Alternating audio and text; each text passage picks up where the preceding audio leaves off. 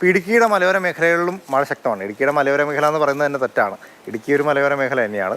എറണാകുളം ജില്ലയുടെ മലയോര മേഖലയിലും മഴയുണ്ട്. അങ്ങനെ പലയിടത്തും മഴ തുടരുകയാണ്.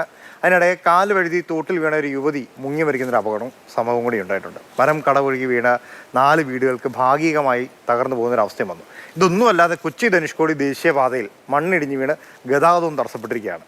ഇതിൻ്റെ എല്ലാം പുറമെ മുല്ലപ്പെരിയാർ ഡാമിലെ ജലനിരപ്പ് ഉയർന്നിട്ടുണ്ട്. അപ്പോൾ എല്ലാം കൂടെ കൂടി വെച്ച് കാര്യങ്ങൾ പൊതുവായിട്ടങ്ങ് പറയാം.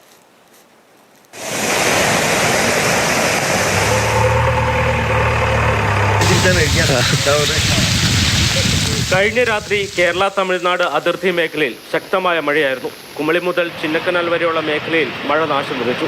4 വീടുകളാണ് മരം കടപുഴകി വീണ് ഭാഗികമായി തകർന്നത്. നെടുങ്കണ്ടം വെസ്റ്റ് പാറ 571 ബ്ലോക്കിൽ സുമതിയുടെ വീടിന് മുകളിലേക്ക് തെങ്ങ് കടപുഴകി വീഴുകയായിരുന്നു. ഒരു വലിയ സൗണ്ട് കേട്ടു. അന്നേരം പെട്ടെന്ന് ഞെട്ടി എണ്ണീച്ചു. അന്നേരത്തേനും എണ്ണീച്ച് ലൈറ്റൊക്കെ ഇട്ട് നോക്കിയപ്പം കതവ് തുറക്കാൻ പറ്റിയല്ലായിരുന്നു. പെയ്യ ചക്കല അതിൻ്റെ വിടവിൽ കൂടെ ഇങ്ങനെ തെങ്ങ് വന്ന പെരയുടെ മണ്ടയിലോട്ട് വീണ് കിടക്കുന്നതാകുന്നു.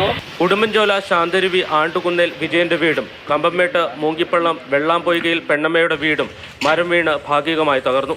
വണ്ടിപ്പെരിയാർ പീരുമേട് തോട്ടം മേഖലയിൽ ശക്തമായ മഴയിലും കാറ്റിലും മിക്ക സ്ഥലങ്ങളിലും രാത്രി തന്നെ വൈദ്യുതി ബന്ധം നിലച്ചിരുന്നു.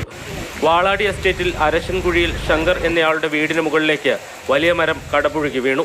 ഈ സമയം വീട്ടിൽ കുട്ടികളടക്കം 7ഓളം പേരാണ് ഉണ്ടായിരുന്നത്. ഇവർ അത്ഭുതകരമായി രക്ഷപ്പെട്ടു. വാഹനങ്ങൾ 2 കാറ് ഉൾപ്പെടെ 5 വാഹനങ്ങൾ ഇതുപോലുള്ള ഭീഷണിയായിട്ട് നിൽക്കുന്ന മരങ്ങൾ കൊമ്പുകളെല്ലാം മുറിച്ച് എത്രയും പെട്ടെന്ന് മാറ്റുന്നതിന് വേണ്ടിയുള്ള നടപടി സർക്കാരിൻ്റെ ഭാഗത്തിരുന്നു, ബന്ധപ്പെട്ട പഞ്ചായത്തിൻ്റെ ഭാഗത്തിരുന്നു അടിയന്തരമായിട്ട് യുദ്ധകാല അടിസ്ഥാനത്തിൽ തന്നെ ഉടനെ ഉണ്ടാകണം. കൊച്ചി ധനുഷ്കോടി ദേശീയപാതയിൽ തമിഴ്നാടിന്റെ ഭാഗമായ പ്രദേശത്ത് മണ്ണിടിഞ്ഞ് ഗതാഗതം തടസ്സപ്പെട്ടിരിക്കുകയാണ്. മഴയെ തുടർന്ന് ജില്ലയിലെ ഡാമുകളിലെ ജലനിരപ്പ് ഉയർന്നു. മുല്ലപ്പെരിയാർ ഡാമിലെ ജലനിരപ്പ് 136.5 അടിയിലെത്തി. റൂൾ കർവ് അനുസരിച്ച് 142 അടി വെള്ളം വരെ സംഭരിക്കാം. കല്ലാർ ഡാം തുറക്കാൻ ജില്ലാ കളക്ടർ KSEBിക്ക് അനുമതി നൽകിയിട്ടുണ്ട്. ഇടുക്കി ഡാമിൽ 59% വെള്ളം മാത്രമാണുള്ളത്. മലയോര മേഖലയിൽ ജില്ലാ ഭരണകൂടം ജാഗ്രതാ നിർദ്ദേശം നൽകിയിട്ടുണ്ട്. മാതൃഭൂമി ന്യൂസ്, ഇടുക്കി.